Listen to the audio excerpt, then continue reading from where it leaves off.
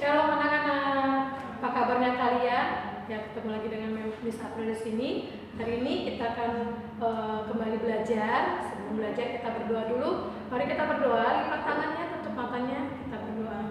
Tuhan Yesus yang baik, terima kasih kalau pagi hari ini kami boleh kembali dalam keadaan tubuh yang sehat, kami boleh dalam keadaan tubuh yang semangat ya Tuhan di dalam belajar. Bapak yang baik, saat ini hamba berdoa buat anak-anakmu yang sedang belajar di rumah Tuhan, berkatilah mereka Tuhan di dalam belajar mereka Tuhan. Jauh kiranya Tuhan Kau yang memberikan mereka kecerdasan, kepintaran, juga semangat terus di dalam belajar ya Bapak. Dan berkati setiap apa yang mereka pelajari itu boleh membekali mereka Tuhan di dalam hidup mereka nantinya ya Tuhan. Terima kasih yang Bapak yang baik, terpujilah namamu kekal selama-lamanya. Haleluya, amin. Nah, hari ini kita mulai pembelajaran yang baru. Kalian buka buku paket kalian di pembelajaran 2. Pembelajaran 2 halaman 21 dan 22. 21 bisa buka buku paketnya sudah. Nah, di situ judulnya adalah banyak kekuranganku tapi Tuhan menerimaku. Banyak kekuranganku tapi Tuhan menerimaku. Nah, sekarang Sapril mau bertanya, apa yang menjadi kekurangan dalam diri kalian masing-masing? Itu bisa kalian jawab dalam diri kalian ya. Kekuranganku misalnya aku kurang bisa dalam matematika. Kekuranganku aku kurang percaya diri dalam berbicara depan umum. Kekuranganku misalnya aku tidak bisa bermain sepak bola dan yang lain lagi. Begitu banyak, mungkin banyak kekurangan kita ya. Tapi di tengah-tengah kekurangan kita pasti Tuhan juga berikan kelebihan yang ada dalam diri kita ya. Sekarang kita bicara tentang kekurangan. Apa yang menjadi kekurangan kita dalam kehidupan kita sehari-hari. Nah, buka bukunya di halaman 22. Di situ dikatakan ada manusia berdosa dan akibatnya. Saat kalian sudah mengetahui tentang Adam dan Hawa ketika mereka jatuh dalam dosa, mereka sudah berdosa, hubungan manusia dengan Allah terputus saat itu ketika manusia berdosa. Namun Tuhan memberikan yaitu Yesus Kristus yang menjadi juru selamat, yang akan menjadi juru damai buat manusia. Jadi sehingga hubungan manusia dengan Allah bisa kembali pulih. Nah, apa akibatnya ketika manusia sudah berdosa? Kita bisa lihat sini, segala sesuatu yang diciptakan Allah adalah baik, indah dan teratur. Itu di video yang sebelumnya kita sudah pelajari bahwa alam semesta ini diciptakan Tuhan sangat indah, sangat baik dan sangat teratur. Nah, pada hari terakhir Allah menciptakan manusia yaitu Adam dan Hawa. Kenapa sih harus manusia diciptakan Allah yang terakhir? Karena Allah ingin manusia memelihara ciptaannya. Dengan semua yang sudah ada Tuhan berikan seisi dunia ini, manusia memelihara, mengelola, merawat, bahkan menjaga dengan baik ciptaannya. Makanya diciptakan manusia pada hari yang terakhir. Nah, Tuhan menetapkan manusia itu di Taman Eden. Taman yang begitu indah. Eden adalah taman yang sangat indah. Ada 4 sungai yang mengalir di taman itu. Kehidupan manusia sangat bahagia pada zaman itu. Manusia bisa berkomunikasi dengan ciptaan yang lain, dengan binatang. Manusia bisa berkomunikasi juga dengan yang lainnya. Manusia bisa sangat menikmati ciptaan Tuhan itu. Terus mereka saling mengasihi. Tidak ada yang namanya saling kamu kan seperti ini, kamu seperti itu, nggak ada. Mereka saling mengasihi, saling saling hidup, saling ketergantungan satu dengan yang lainnya. Nah, dalam taman ini Allah memberikan berkat, perintah dan larangan kepada manusia pada saat itu. Apa yang menjadi berkat, apa yang menjadi perintah, dan apa yang menjadi larangannya, kita lihat ya. Di halaman 22 itu berkat A-nya, manusia diberi kebebasan untuk menikmati berkat yang ada di Taman Eden atau Taman Firdaus bisa disebut juga. Semua buah dalam taman ini boleh dimakan manusia. Semuanya boleh dimakan, semuanya boleh dikelola dengan baik oleh manusia. Itu hak kebebasan yang diberikan Tuhan kepada manusia.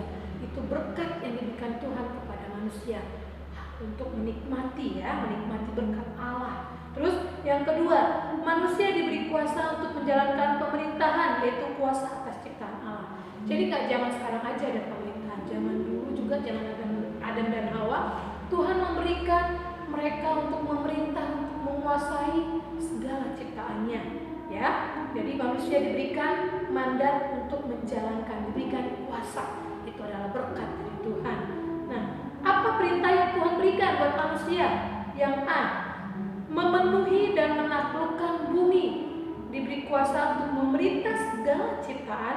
Manusia harus pertama menjaga, memelihara, merawat, melestarikan, dan mengusahakan taman itu agar ciptaan Tuhan itu tidak punah, tidak habis begitu saja. Itu adalah perintah yang diberikan Tuhan Allah kepada manusia, Adam dan Hawa.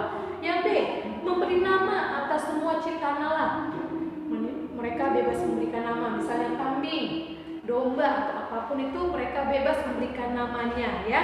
Terus yang C, beranak cucu dan bertambah banyak, memenuhi dan menaklukkan bumi. Artinya apa?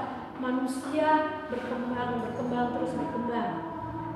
Ada yang binatang atau manusia itu melahirkan, dan bahkan juga hewan juga melahirkan. Ada yang beranak, ada yang bertelur. Jadi Tuhan memberikan perintah kepada manusia agar beranak cucu, agar ada generasinya, generasi yang untuk meneruskan, memelihara taman ini. Itu perintah dari Allah. Nah, yang ketiga, larangan yang Tuhan berikan buat manusia apa?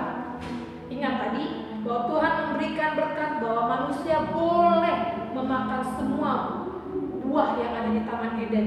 Namun, kata Tuhan, semua pohon dalam taman ini boleh dimakan dengan bebas, kecuali, ya, ada pengecualiannya. Pengecualiannya, pohon pengetahuan tentang yang baik dan yang jahat itu tidak boleh. Yang ada di tengah-tengah taman itu tidak boleh mereka makan, ya. Pada hari manusia memakannya, pasti ia mati. Itu adalah larangan yang diberikan Tuhan. Hanya satu larangan Tuhan, jangan memakan buah yang ada di tengah-tengah taman. Itu dia, ya. Dalam kitab Kejadian 3 pasal 3 itu berbicara tentang dosa, kejatuhan manusia di dalam dosa, bahwa manusia tidak mentaati firman Allah, manusia akhirnya jatuh dalam dosa. Dalam 1 Timotius 2 ayat 14 dikatakan bahwa Hawa tergoda oleh bujukan iblis yang memakai tubuh ular untuk mengambil dan memakan buah pohon pengetahuan yang baik dan yang jahat itu, lalu memberikan buah itu kepada Adam. Dengan demikian, keduanya jatuh ke dalam dosa. Memang awalnya Hawa lah yang terbujuk oleh bujukan si iblis dalam berupa ular untuk memakan buah pohon itu. Apa katanya? Kata iblis, ketika kamu memakannya, kau tidak akan mati. Itu bujukannya. Tapi Tuhan berikan kehendak bebas, manusia mau tidak. Akhirnya apa? Tuhan Hawa memakan buah itu, bahkan memberikan kepada temannya yaitu Adam. Akhirnya keduanya jatuh dalam dosa. Nah, dosa merupakan akibat usaha manusia untuk menjadi seperti Allah. Mereka ingin sama seperti Allah. Mereka ingin seperti Allah yang memiliki kuasa atas semesta ini. Padahal Tuhan sudah memberikan berkat, mereka boleh menguasai, tapi mereka pengen yang lebih. Itulah dosa. Manusia tidak pernah puas, ya. Manusia tidak pernah puas akan apa yang sudah diberikan Tuhan kepada mereka. Nah, kita mengingat sejenak pembelajaran yang pertama yang kita sudah bahas, bahwa manusia diciptakan sesuai gambar dan rupa Allah. Kita sesuai dengan gambar rupa Allah, sangat indah, sangat baik, ya. Namun setelah berdosa, manusia tidak lagi mencerminkan gambar Allah, rusak. Cerminan gambar Allah itu rusak, sudah rusak. Ibaratnya cermin itu sudah retak-retak, sudah ada retak-retaknya. Akhirnya hubungan manusia dengan Allah menjadi rusak. Yang tadinya misalnya seperti ini, tadinya hubungan kalian dengan papa kalian ketika kalian tidak melakukan satu kesalahan baik-baik saja. Kalian enak ngomong, "Pak, aku mau ini dong, Pak, Ma, aku mau ini dong, Ma." Namun ketika kalian berbuat salah, kalian takut ketemu dengan orang tua kalian. "Kamu sudah kerjain PR?" "Sudah, Ma." Kenapa? Karena sudah berbuat sesuatu yang salah terhadap orang tua. Jadi merasa takut, sama seperti manusia pertama Adam dan Hawa. Ketika mereka sudah berdosa, mereka ketakutan ketemu dengan Allah. Aduh, takut, mereka ketakutan, ya. Akibat dosa, Adam dan Hawa menerima hukuman dari Allah. Mereka diusir dari Taman Eden serta merasa takut dan malu bertemu dengan Allah sudah dijelaskan, Adam harus bekerja keras untuk mengolah tanah. Ya, hukuman atau kutukan yang diberikan Allah kepada manusia itu adalah bahwa Adam akan bekerja keras untuk mengelola tanah. Nah, itulah laki-laki, kaum laki-laki ya. Mereka harus bekerja untuk menghidupi keluarga mereka. Itu laki-laki. Nah, sedangkan Hawa akan sangat menderita kesakitan saat melahirkan. Ya, kita yang perempuan nih, kita lihat ibu kita mengandung, bahwa hamil besar 9 bulan kemana-mana, terus ketika melahirkan itu sakitnya luar biasa. Ya, itulah yang hukuman yang diberikan Allah buat manusia. Nah, dalam Roma 5:12 dikatakan, dosa tidak hanya ada dalam keluarga Adam dan Hawa, tetapi juga oleh iblis dalam rupa ular itu. Tetapi ular akan menyebar luas secara pribadi, kolektif. Ular akan berjalan dengan perutnya. Dia akan dimusnahkan oleh manusia. Itulah hukuman buat ular, karena dia sudah memulai manusia jatuh dalam dosa. Nah, namun dikatakan di sini dosa itu bisa menyebar luas, menjalar secara pribadi, kolektif, dan universal. Secara umum ya, dosa itu bisa menular. Contohnya, ketika menyontek, udah nggak apa-apa, nggak tahu kok misnya, nggak tahu kok misternya, nggak apa-apa, udah nggak apa-apa, nyontek dikit, tuh dosanya menular ya. Terus ada rasa iri, dia nyontek dapat nilai 100, aku nggak nyontek dapat nilai 80, aku nyontek aja, aku nyontek dapat nilai 100, daripada aku nggak nyontek dapat 80, timbul lagi ya. Itu secara pribadi dan universal, akhirnya menjalar, menyebar luas sampai ke semua orang ya. Dalam Roma 3:23 dikatakan, karena semua orang telah berdosa dan telah kehilangan kemuliaan Allah. Jadi kita tadinya memancarkan kemuliaan Allah. Ketika kita sudah berdosa, kemuliaan Allah mulai rusak dalam diri kita. Ya, kita kehilangan kemuliaan Allah. Jadi setiap bayi yang baru lahir sudah memiliki dosa, yaitu dosa warisan dari nenek moyang kita, yaitu Pak Adam dan Hawa. Nah, hal ini dikatakan dalam kitab Mazmur 51 ayat 7, sesungguhnya dalam kesalahanku aku diperanakan, dalam dosa aku dikandung ibuku. Jadi yang dikatakan kalau manusia bayi itu lahir nggak berdosa, ada dosa, yaitu dosa warisan yang diturunin dalam diri setiap manusia, yang bahkan yang baru lahir sekalipun ya. Jadi otomatis dosa akan tumbuh dalam diri setiap manusia yang dilahirkan. Dalam Roma 23 ini berita baiknya, bahwa dikatakan Tuhan mengatakan dalam Roma 3:23, upah dosa adalah maut. Ingat, setiap orang yang berdosa akan mendapatkan mautnya.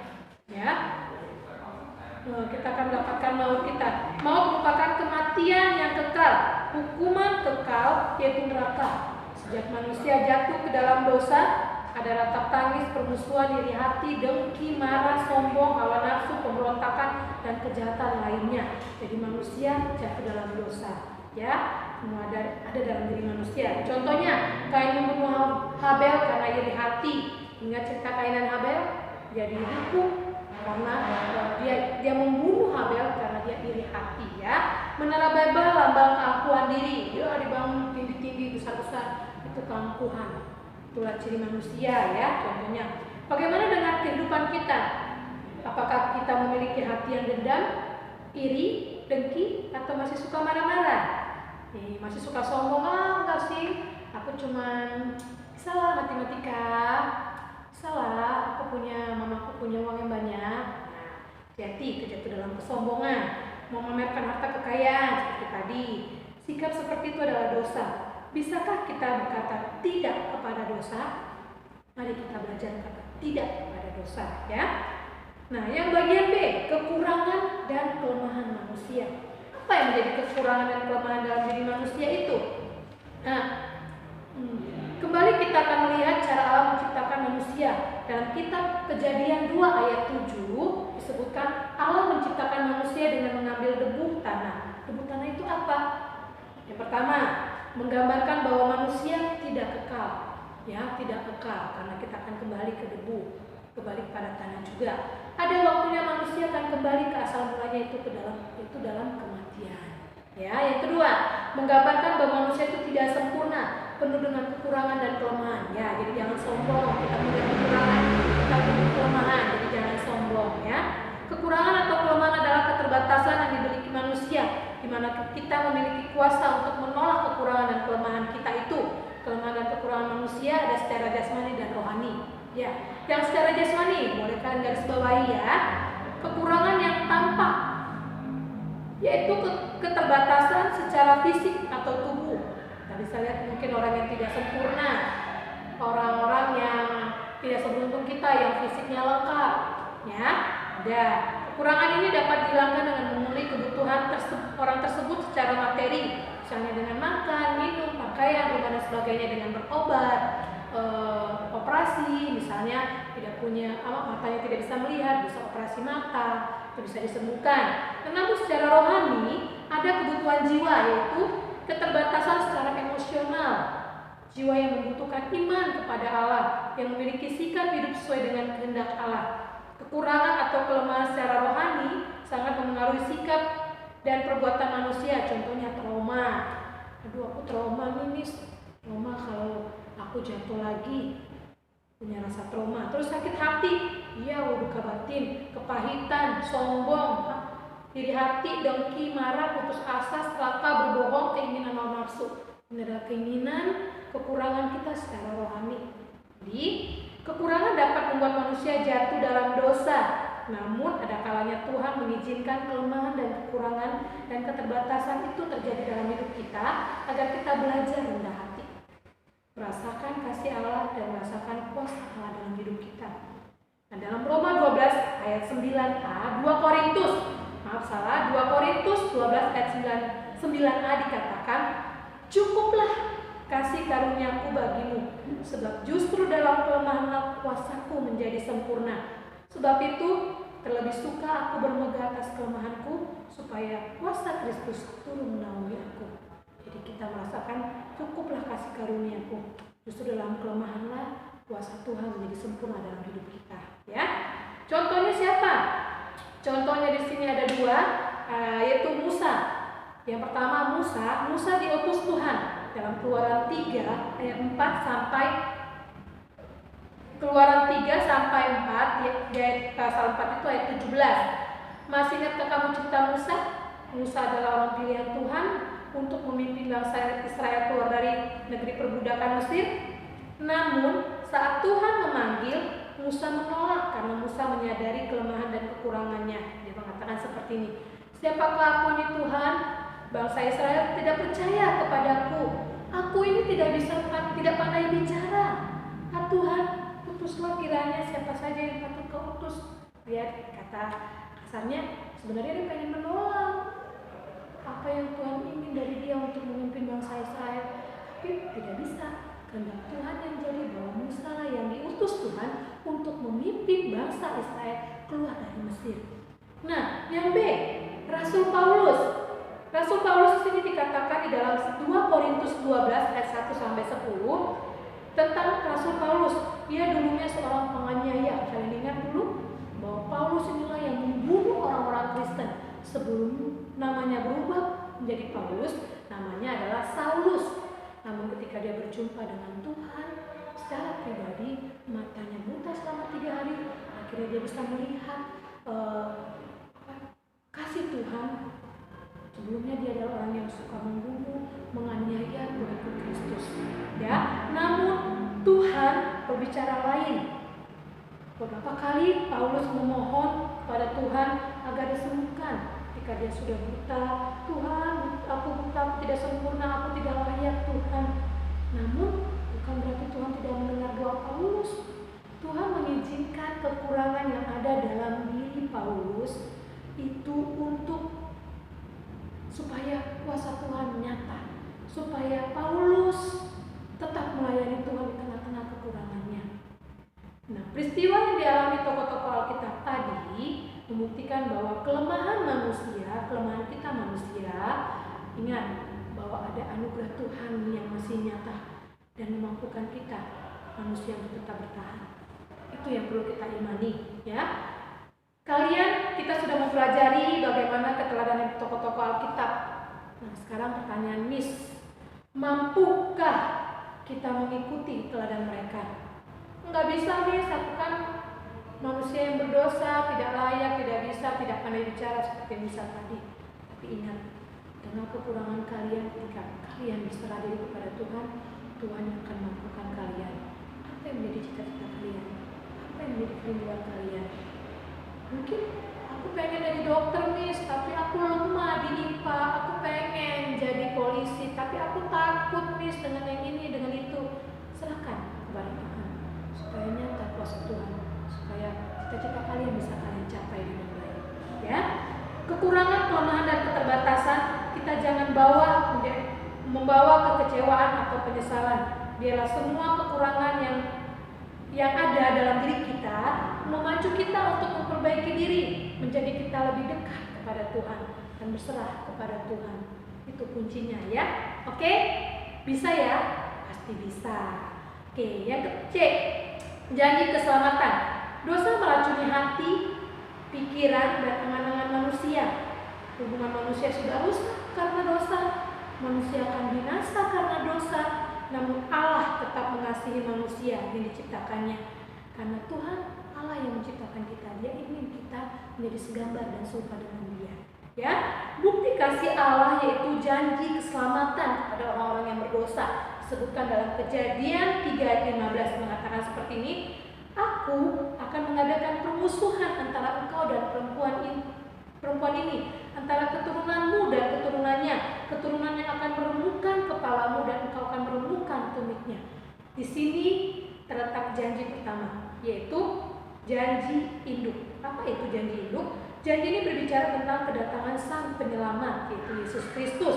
Tuhan Yesus inilah yang akan memulihkan hubungan yang benar, nyata, dan sempurna antara manusia dengan Allah.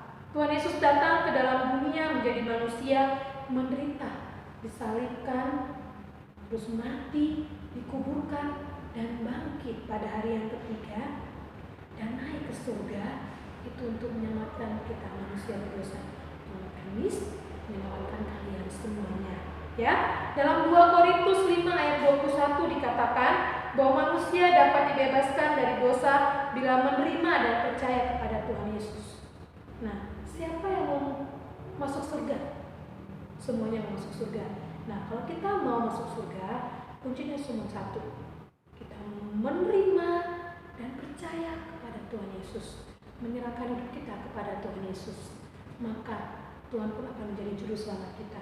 Nah, oke, kita berdosa sehingga hubungan dengan Allah terputus atau rusak, bahkan kita sudah kehilangan kemuliaan Allah. Seharusnya kita yang menerima hukuman dosa itu maut, kematian yang kekal itu. Namun oleh kasih karunia dan anugerah Allah, kita diselamatkan dari hukuman dosa. Sekarang apa yang dapat kalian lakukan untuk membalas kasih Tuhan Yesus Kristus? Dapatkah kita berubah dari kehidupan yang lama kita, kehidupan yang baru? Mari kita menyerahkan semua pada Tuhan. Ingat, kita bisa berubah. Kalian bisa berubah asal kita berusaha. Minta Tuhan yang memampukan kita untuk kita berubah. Itu kuncinya. Yang penting pertanyaannya, mau berubah. Setelah kita mau berubah, kita berserah pada Tuhan. Tuhan, aku mau berubah. Aku mau rajin berdoa. Aku mau rajin baca Alkitab. Aku mau rajin belajar. Kita mau, kita serahkan. Tuhan mampukan aku untuk melakukan ini. Tuhan mampukan aku supaya aku bisa. Ya, oke. Nah, di sini rangkumannya, coba lihat halaman 27 rangkumannya. Dalam segala sesuatu, Allah menciptakan semuanya dengan baik dan indah dan teratur. Allah menciptakan pasti dengan tujuan. Begitu juga saat Allah menciptakan manusia, Allah bertujuan supaya manusia mengabdi kepadanya karena kasih Allah. Ternyata manusia tidak taat dan jatuh dalam dosa. Akibat dosa manusia mengalami banyak penderitaan, namun karena kasih Allah kepada manusia, Allah menjadikan juru selamat, yaitu Yesus Kristus, dan kita akan mendapatkan anugerah. Oke? Mau ya? Di tengah-tengah kekurangan kita, di tengah-tengah keterbatasan kita, apapun itu, dalam hal apapun itu, kita serahkan semuanya kepada Tuhan. Tuhan yang memampukan kita. Kalau kita sendiri nggak bisa, ya. Kalau diri kita sendiri nggak bisa, Miss juga nggak bisa kalau diri Miss sendiri. Tapi karena Tuhan yang memampukan kita semuanya, kita pasti bisa. Oke. Nah hari ini yang menjadi tugas kalian bisa lihat di sini. Tunggu sebentar. Nah, di halaman 34 di hafalan itu 2 Korintus 12 ayat 9, kalian bisa tulis, nanti share ke Miss. Terus lagu menyenangkanmu, bisa ya semua ya.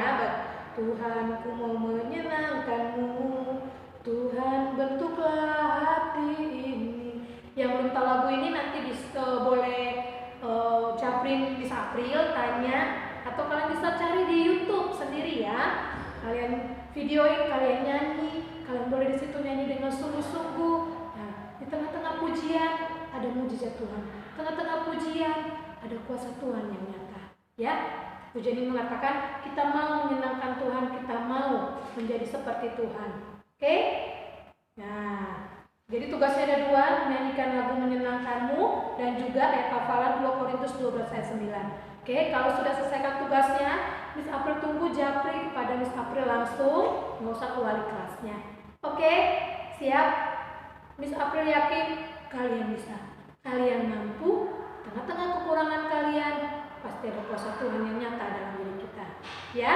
Oke, sampai di sini dulu pembelajaran kita pada hari ini. Kita berdoa, semuanya lipat tangannya, tutup matanya, kita berdoa. Bapak yang baik, terima kasih kalau hari ini kami boleh belajar. Tengah-tengah kekurangan kami, kelemahan kami yakin percaya kuasa Tuhan nyata dalam diri kami ya Tuhan.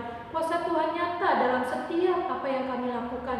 Tuhan mampukan anak-anak-Mu yang saat ini belajar di rumah untuk melakukannya ya Bapak. Tidak hanya sekedar mengetahui, tapi mereka mau melakukannya dalam kehidupan mereka sehari-hari.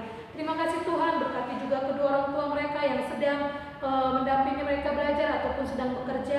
Kiranya Tuhan yang memberkati setiap pribadi lepas pribadi, keluarga lepas keluarga Tuhan. Tutup bungkus mereka dengan kuasa darah-Mu yang kudus. Terima kasih Tuhan Yesus yang baik, terpujilah nama-Mu kekal selama-lamanya. Haleluya. Amin. Oke, God bless you. Tetap jaga kesehatan. Tuhan Yesus memberkati.